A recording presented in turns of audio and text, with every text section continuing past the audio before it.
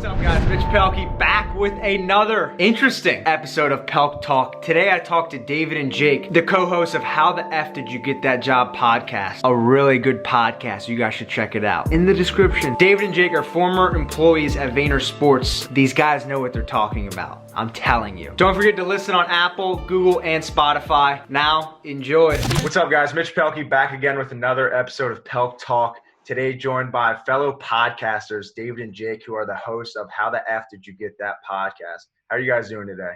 We're good, man. We're good. First time we've been referred to as podcasters, I think, so that's pretty neat. Yeah, we made it. We made it, Jake. But good on this Friday morning.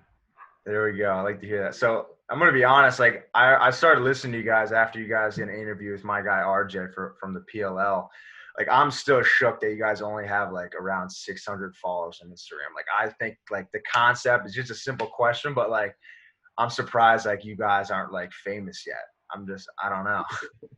We're not, but yeah, appreciate that. You got to start somewhere.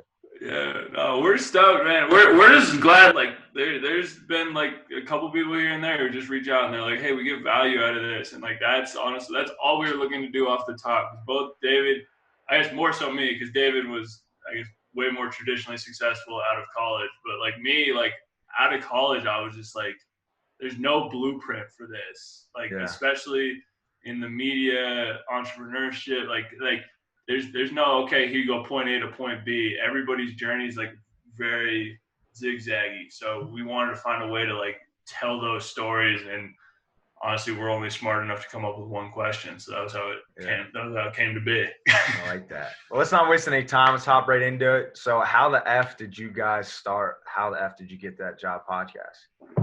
So I guess Jake came to me with the idea and the name, so he did most of the legwork. And at front, honestly, I thought it was pretty corny. I was then after I thought about it, I was no, this is corny, but corny wins sometimes, and it's straight to the point, and you know exactly what you're getting when you click our podcast. There's gonna be the journey of how the F did that person get that job. So Jake started it, and it really stemmed from in the beginning when we were living in the city. We would take people out to breakfast, and we're hey, it'll be a good thing to network. But breakfast in the city is expensive. So we decided that this podcast was a more time efficient way, and just was more of a value add on all fronts. And we started reaching out to people, and we were just amazed that people actually wanted to come on. And we talked about this with one of our clients. Shout out Hakeem Vallis. He's a just stud human, just a great human being in general. But Keem always told us hey, start a podcast, because it's way better to say, hey, come on my podcast than, hey, can I pick your brain for 5 minutes? So you completely flip the value proposition when you do that, and we're that's so smart. So yeah, that was the big motivation behind getting it going. And which one of you two started the tagline, two not so interesting guys asking one question? I love that. I think that's so sick. Thank you. That was awesome made off the jump. So you guys both quit your dream job at Vaynersports to pursue this podcast and other things. How hard was that for you guys? Well, for me, not that hard, because I actually didn't quit. I was asked not to continue after our internship. Oh, really? No, it's a good story, because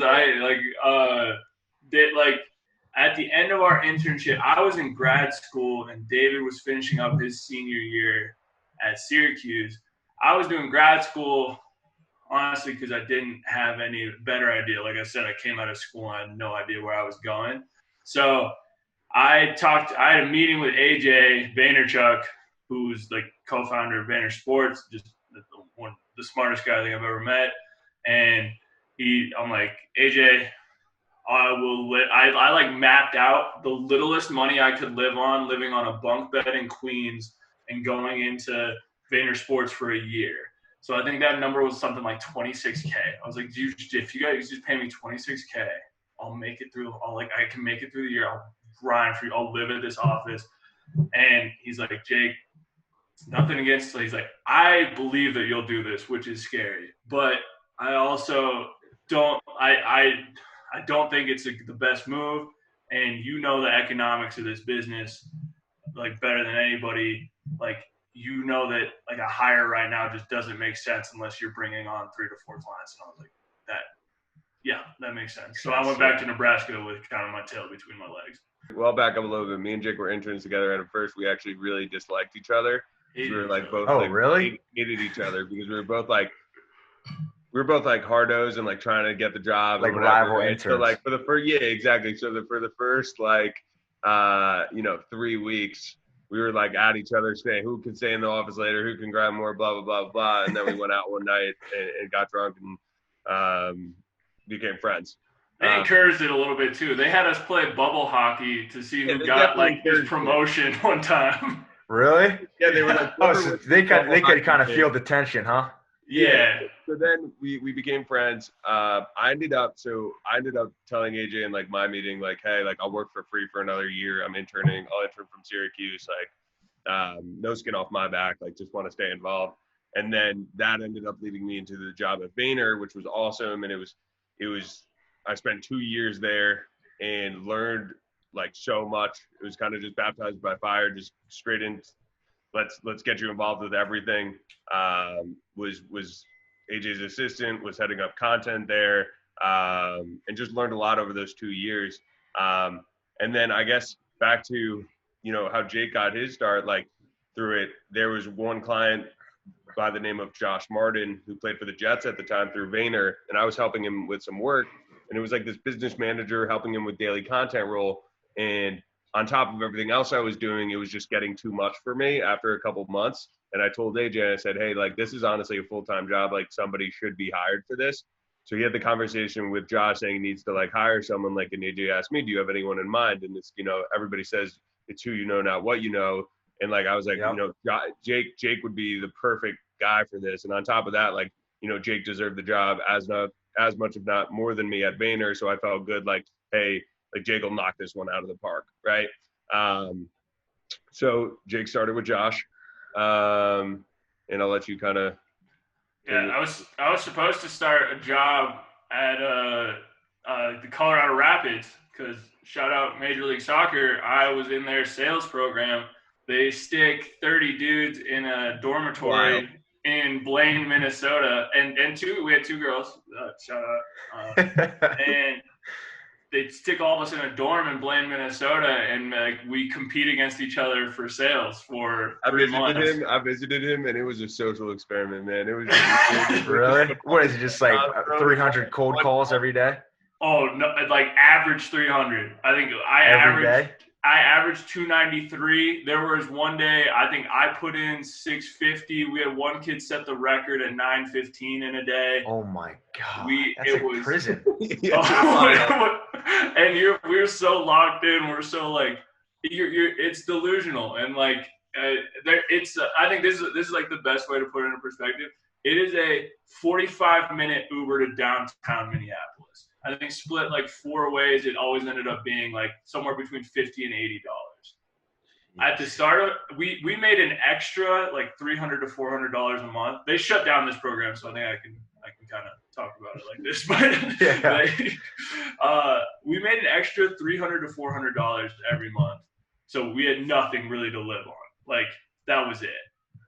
We would every weekend we would say or every week to start on Monday we'd say, all right, we're not going into the city. Like there's no way. And then we would spend 60 hours competing against each other. And by like 3 p.m. on Friday, everyone's in the group chat going, we're getting Ubers. It's going at this time, and we're going to Minneapolis because we just couldn't take it anymore. Yeah. No, I like that competition of what was your kind of like pickup line? Like, hey, this is Jake from Colorado. You want some tickets, or what was it? You remember it? You have to remember it. Oh yeah, I got I'm trying to think of some of the kids who have some good ones. Mine, like I'm trying to think. Hey, this is Jake from the Vancouver Whitecaps. How are you doing today? Just saying that on repeat, huh? On repeat. And then shout out Kenny, our boy Kenneth Maley. Kenny was a kid from Jersey, had a big booming voice, and you'd always hear Kenny from across the room. Hey, this is Kenny from Vancouver Whitecaps. How we feeling today? So Kenny had a great one. Those gritty times, like, did you come away with any life lessons? Absolutely. Honestly, the whole thing was really like a test of how bad do you want it. Like we had 7 kids quit. The us that all made it to the end, like they're like, because we would get like kids would get plucked out too. Like if they were doing really well, John Becker got like my roommate there got plucked out really early because he was just a stud. He was great on the phones.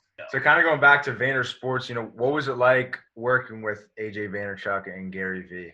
Yeah, I mean, like you kind of realize like when you walk in those doors, like even as an intern, and Jake can say this too, like the culture that they established there is just like there's not many other companies that have that same culture. Like you walk in and like amazing things are happening here. Like they have like some special sauce that they're cooking up. Like everybody's got a smile on their face from VaynerMedia and Vaynersports. Like everybody's happy to go into work, and it's not your normal office culture where everybody's wearing suits and ties. Like this is everybody's wearing Supreme or joggers or whatever it is, like casual hoodies, like whatever, blue light glasses, jewels on desk, whatever it is.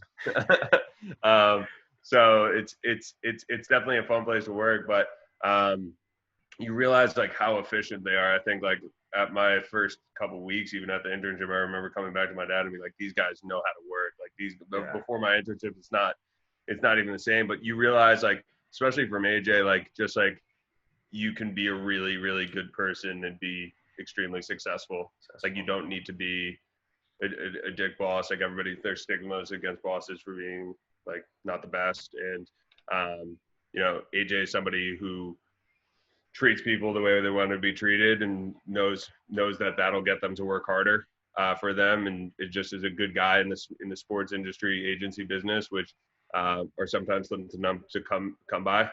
So realized that from him and just like staying organized, and that, I mean, it was a great experience. I think I couldn't have had a better first 2 years in the workplace to work for someone like that. Yeah. I remember being on our first call with AJ because AJ was having his first daughter, like his first child that summer. So we didn't see a lot of AJ in the office. We were managed by Danny David, the GOAT. And AJ, we were on a marketing call with AJ, and it was one of the bigger deals that like I guess David and I had heard of at the time, and we were just amazed how good he was at negotiating and managing the relationship all at the same time. Like I can remember looking at each other after that. We're like, okay, so this is why AJ this is why everybody makes a big deal about him. And like anytime somebody asks me about Gary, I tell him like that stuff is not an act. Is that guy all the time? He's turned on. He's bringing that energy, like, and you can feel it throughout. Like we worked the closest. Our section of sports was like just geographically in the office was worked the closest with Team Gary. So we that was just by virtue of being close to them. That was who we got to know, and like that energy flows through that team, like for better or worse. Like those guys, like guys and girls. First one's in, last one's out. First one's in, last one's out. I love that. There was not a day where there were days where Dave and I stayed till 10 p.m. There were not days where we stayed longer than Team Gary. There was always somebody from the team in there longer than us, and then there in the morning before us. Yep, that's sick. You guys probably learned so much from that internship, huh? Yeah, learned a lot. Just from being around like the ecosystem, and just like absorbing everything from them. It was awesome. And this is pretty inside baseball, but like I'd written a lot of papers about, or not a lot of papers, but like I dove in on the sports industry. Like I think I wrote it combined probably like 30 pages at that point about the sports agency industry and everything that I see that's wrong with it. And most of that is just, guys are motivated to go sign that next contract. It's not even sports agents get a bad rep, that they're all about the money, that they don't take care of their people. But the economics of it it just breaks down to, if you don't sign that next person, your agency's going to die. So a lot of times they're not even bad people. That's just the economics of it. And looking at Vaynersports, they're not only trying to like break that model, they're also trying to do more for their people on the back end in terms of the social media deals, the digital media help that goes in on the back end, which is even like less cost effective. And I still remember when Dave and I got to meet with Gary for 10 minutes in a back office in Long Island City, where we got a text that morning.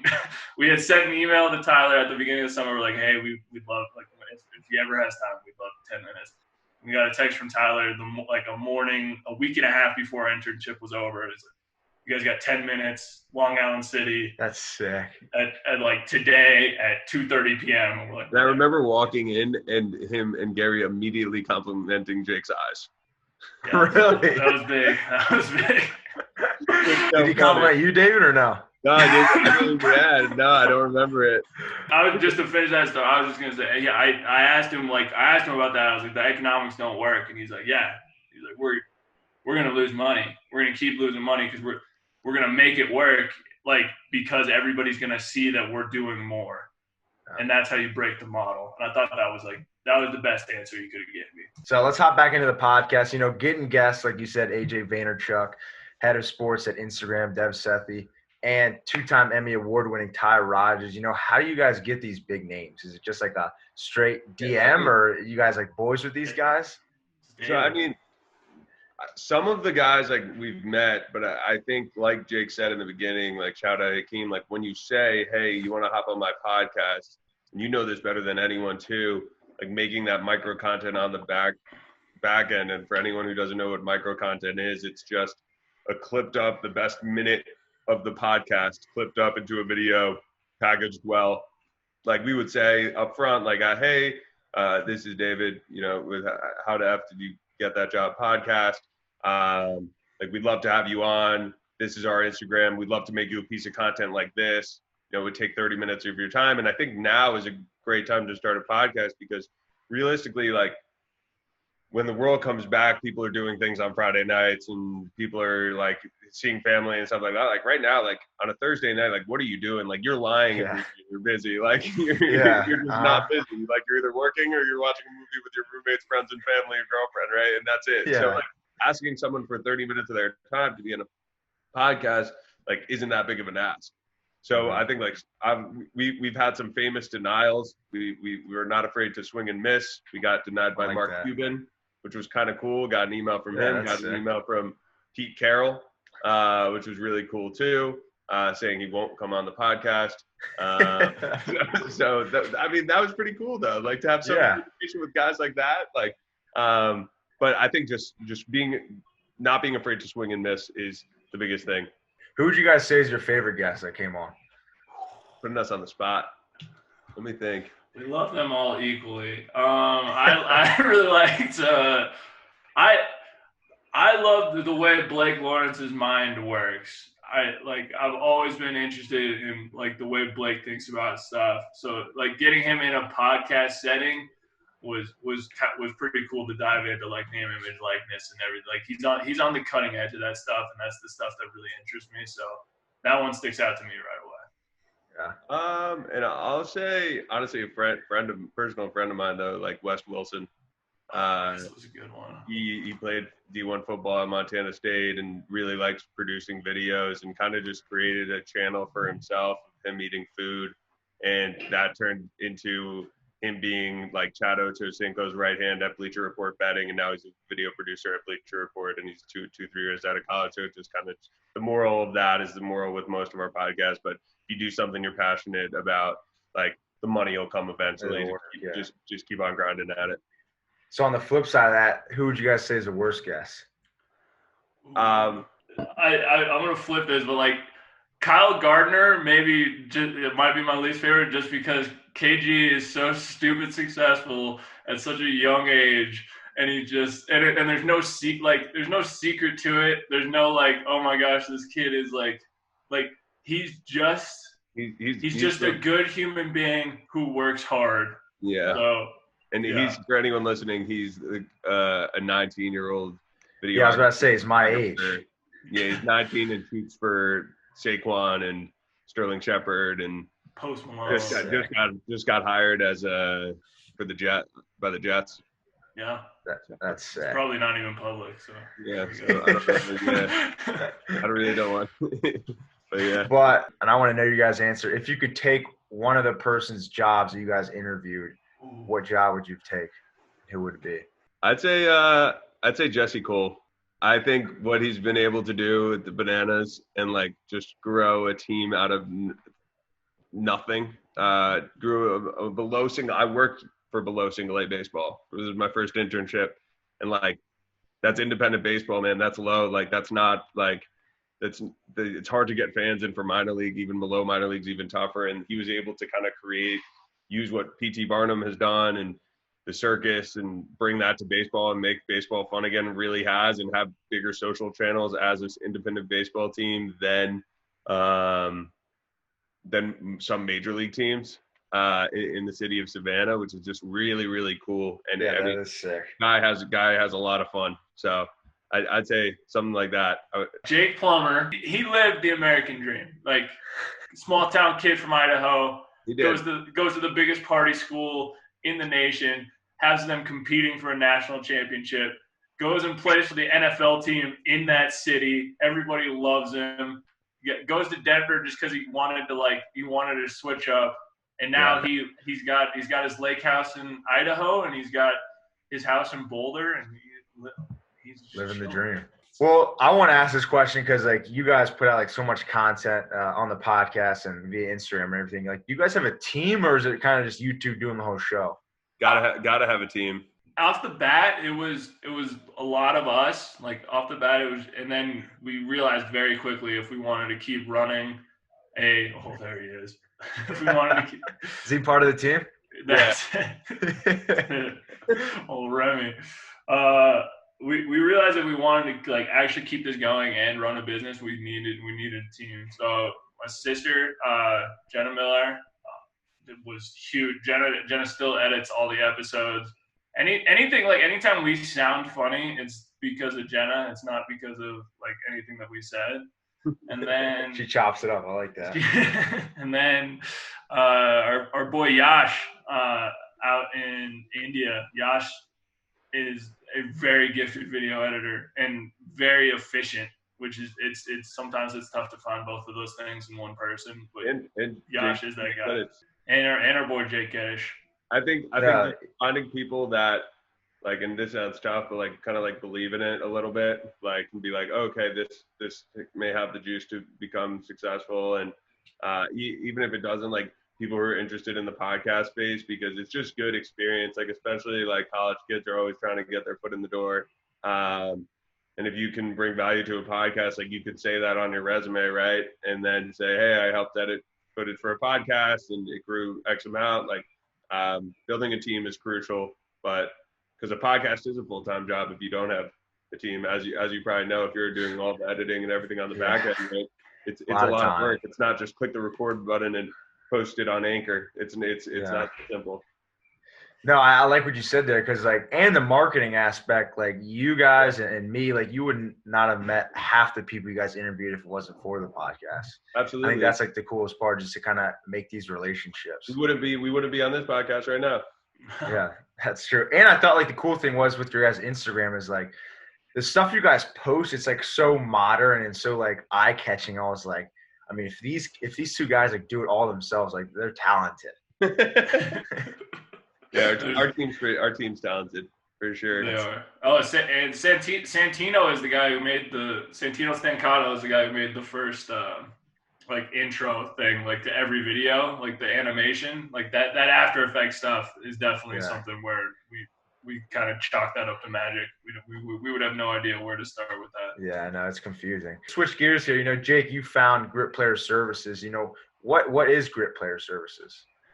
Yeah, so I, like David talked about earlier, I started working with a linebacker from the Jets, Josh Martin, and started helping him with his personal brand in digital media. And just honestly, it was that general, and helping him with everything from administrative stuff all the way up to this video project that he wanted to do where he took an RV across the country and filmed it all with, you know, a 30 for 30 director, another guy who was an award-winning director, like big projects like that. The goal was just set him up to do what he wants to do when he's done playing and use digital media to do that. That's huge right now. That's like we got into it and found that there's just not a lot of people doing that. Back to what I was saying about like sports agencies, like a lot of them are need to be focused on the next contract, and then a lot of marketing people who I think, like if you're looking at the industry from the outside, you'd assume kind of that's where that help comes from. Those marketing people, like David and I probably know that better than anybody, are grinding to get these $500 deals done with like XYZ coffee company, and like you don't have a whole lot of time to then take a step back and be like, I wonder if Josh should switch up that headline on this LinkedIn post. Like, no, like you're not going to dive into like that sort of stuff. So we saw a need for it, and I think it's been really cool. Every client that we've brought on has come from referral, and like since David came on, like the product has increased exponentially, and so now it's even like it's really cool seeing people come. The need is there because we're not doing any marketing to like illustrate the need. Like people are coming to us seeing that we're the guys fixing this problem, which is and it's also back to Jake's point, like, and that's one of the main reasons like I left Vayner too. Like when you have a job, like you want to find purpose in it, you want to like help. At least me, like I want to help people, and like with my like job at Vayner, like I went from like helping like a lot on the creative side, and then I was working mostly on the marketing side. And I was making those 100 emails and stuff out to coffee companies for that $500,000 literally coffee deal. The last deal I said was a $500 coffee deal, right? That's right. It's not even an example. I mean, it is like it's a perfect example actually. And I just realized like I can provide more value to players if I help them on the digital front and the branding front. Then you know the $500 deal is not going to change someone's world, right? But like if we're able to brand somebody and get them, and that leads to more opportunities, which will entail then, if we brand them better, will lead to more marketing deals, right? It'll make the marketing job of the guys much easier. Like there's a need for it, and it's been awesome so far. There we go. And Jake, on one of your podcasts, you said you were a big routine guy, and I'm huge into that. Do you have like a set in stone morning routine or no? Yeah, it used to be even more rigid because I was doing 75 hard. Have you heard of that? No, what's that? 75 hard is give Jake the mic. You work out twice a day, 45 minutes. One of them has to be outside. You stick to a diet. Just pick a diet, stick to it. Read 10 pages, drink a gallon of water, and take a progress picture every day for 75 days. Oh, I kind of like that. So, what was the hardest out of those for you? Did you include the no drinking either? No drinking, no drink. And you, if you mess up, you go back to day zero. So you have to do 75 days straight. Toughest part initially was that no drinking. No, and especially I started it last November. Like was when I first started trying it. And so that was definitely the toughest part at first. Then it's just like keeping mentally focused enough to like there's little things like taking the progress picture every day. I think that's where a lot of people mess up. Like that's where I messed up on like day 30 or something. Like I didn't get through it. And like why is it just because it's like so like you're so focused on like those big things of like I'm gonna knock out these workout and then I'm gonna get it going and I'm gonna program in my next workout and I'm gonna get that. And then, like, it feels like if you save that progress photo for the end of the day, it's really easy to just be like, all right, go. Or even, like, reading. Like, the reading 10 pages, it just sounds easy, I feel like, for a lot of people. And it's the stuff you take for granted that ends up, like, biting you. Now, like, morning routine is wake up, brush teeth, make bed, do that stuff. And then I read. Like, I knock out 10 pages in the morning. If when I was doing 75 hard, I would do the morning workout, but now that I only work out once a day. I don't do it in the morning. So then I go up a creative task in the morning, like something that requires a little bit more brain power. And then David and I usually start calls around 10 a.m. my time. And then I save like the more, I don't want to say menial stuff, but like the more spreadsheet type stuff where I'm just entering data, move one of those projects to the end of the day when we're done with calls. Later in the day. But Jake, you said you were a former NCAA athlete. What sport did you play and where did you go to college? So I played Division III basketball at Nebraska and played in quotes, Division III basketball at Nebraska Wesleyan University. We did have some hoopers. We had Trey Bardsley who led – him and Trey Young went back and forth between leading the NCAA in average in points per game when we were seniors. Well, last question before we hop into Verse Talk. Who do you guys look up to in the podcast game? I mean, the easy answer is Rogan, right? Like that's just like a cop-out answer. I'll say Dak Shepard. I really like Armchair Expert. He's funny. It's just like the podcasts that are more laid back.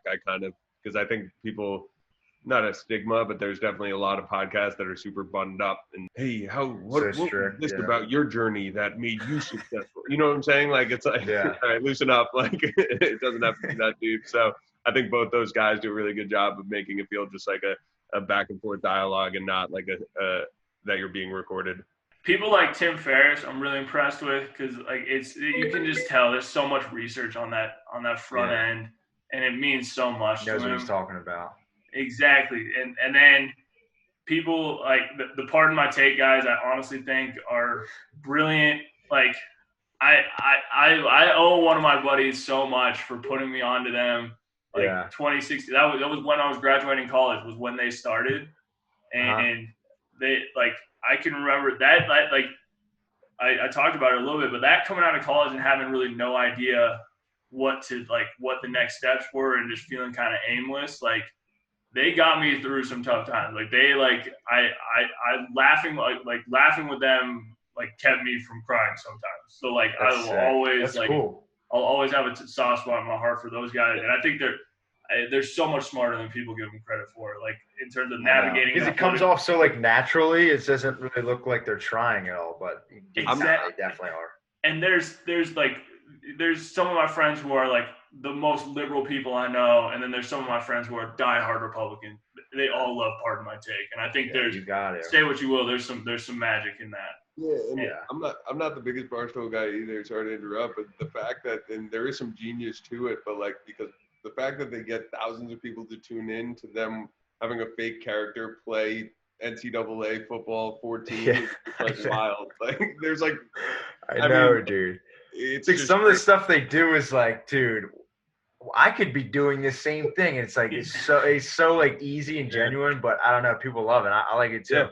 Yeah. It's just the power personality. I mean, honestly, dude, and like this isn't like it's like sucking up or anything, but like people like you who just do it. Yeah. I think there's so many people who are like hamstringed at the starting line, like thinking like, oh, how am I gonna like you?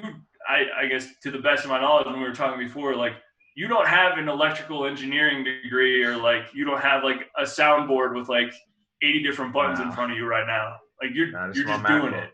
Yeah. And like because we talked about it, like you see the value in it. So like that's the smaller creators, like not to say like you're a much bigger creator than us, but like the smaller type creators, I have a ton of respect for now that we're in it.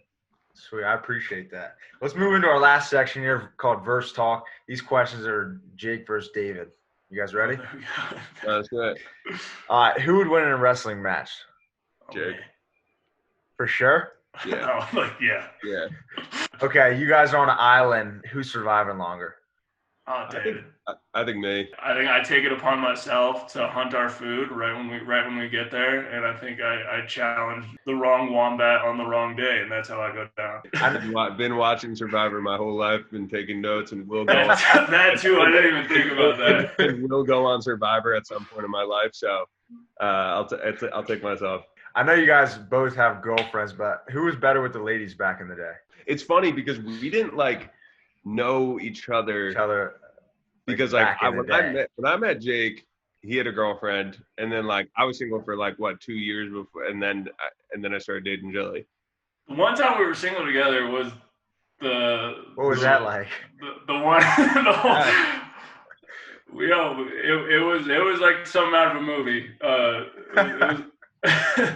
But no, we only got to see each other like one time when we were both single, and it was just it was like a traditional American college type weekend, like the one. Yeah, I think it's like it felt like we were in like American Pie for a weekend, which never happens. But like that was pretty cool. David has no fear talking to somebody initially. I'm somebody I'm